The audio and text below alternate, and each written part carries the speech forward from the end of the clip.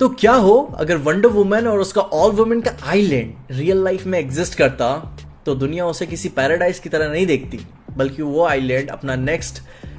ऐसी कंट्री बन जाता जिसका मैं नाम लेना नहीं पसंद करूंगा। एंड दुनिया का हर एक कंट्री उस आइलैंड का एक हिस्सा नोच खाने के लिए तैयार बैठी होती, जहां वंडर वुमन और तेमेस्केरा के आइलैंड के एग्जिस्टेंस में आने से ही एक जियोपॉलिटिकल केओस आता कि एक ऐसा आइलैंड है जहां पे इमॉर्टल वॉरियर औरतें रहती हैं, जिसके कारण हर एक country would scramble to claim influence. अपने naval blockades, spy satellites, drone से आइलैंड को घेरे ही रहते। मीडिया इस आइलैंड को 24/7 का कवरेज देती, सवालों के साथ कि अमेज़न एक थ्रेट है या फिर एक पैराडाइज, जिसकी वजह से कॉन्स्पिरेसी थ्योरीज ही नहीं बल्कि रिलीजियस डिबेट्स भी शुरू हो जाती कि एक रियल लाइफ गॉडेस, एक देवी एग्जिस्ट करती है, एब्राहमिक रिलीजन रियल लाइफ में है, जिसकी वजह से मिलियंस माइट कन्वर्ट, राइट और even form new cults, and government would sensor और वेपनाइज दोज नैरेटिव्स कि वो एक डिवाइन प्रूफ की तरह उसे देखते या फिर अपने नैरेटिव के हिसाब से उसे एक सैटेनिक थ्रेट की तरह देखते। एंड ऊपर से एक औरत होने की वजह से थोड़ी सी प्रॉब्लम्स उनके लिए और भी बढ़ जाती, जहां पे Wars would literally erupt in her name. And यहीं पे कॉजेलिटी को ध्यान में रखो,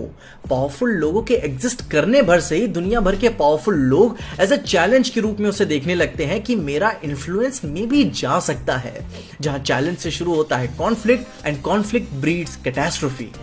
There's no way कि दुनिया भर की सरकारें बस एक आइलैंड को ऐसे ही एग्जिस्ट करने के लिए छोड़ दे जहां पे औरतें एग्जिस्ट करती हैं, इमॉर्टल हैं और बहुत ही पावरफुल वॉरियर्स हैं जिन्हें हराया नहीं जा सकता, जिसकी वजह से उनके ऊपर सैंक्शंस लगाए जाते, कोवर्ट ऑपरेशंस होते और maybe attempts of invasion भी शुरू हो जाते, जहां corporations would lust for their technology, weapons and biology. वहीं ब्लैक मार्केट में तेमेस्केरा से जुड़ी किसी भी चीज की मांग स्काईरॉकेट कर जाती, जिसकी डिमांड्स मीट करने के लिए मर्द कुछ भी करते। तेमेस्केरा को इंटरनेशनल लेवल पे एक रोग स्टेट घोषित कर दिया जाता कि वो अपने रिसोर्सेज को शेयर करे वर्ल्ड पीस के लिए, जहां वंडर वुमन कॉमिक्स की तरह डिफैक्टो एम्बेसडर तो बनी जाती तेमेस्केरा की, एंड वॉर इनएविटेबल होती। उनके आइसोलेशनिस्ट कल्चर डिस्टर्ब होने की वजह से वो भी चुपचाप नहीं बैठते। सुपर पावर्स कांस्टेंट स्टेट में वॉर की तरह अपनी रिसर्च में, R&D में ना जाने कितना सारा पैसा फूकते ही रहते, मैनहट्टन प्रोजेक्ट की तरह, कि इस आइलैंड को एक्सप्लॉइट कैसे कैसे किया जा सकता है, जहां पे डायना फिर कभी भी किसी भी देश में पैर नहीं रख पाती किसी भी तरीके की म्यूचुअल ट्रेड ऑफ्स के बगैर।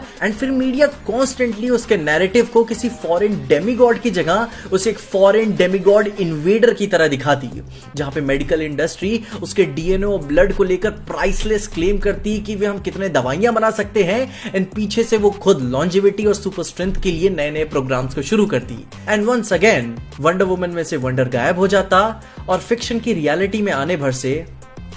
चीजें बर्बाद हो जाती।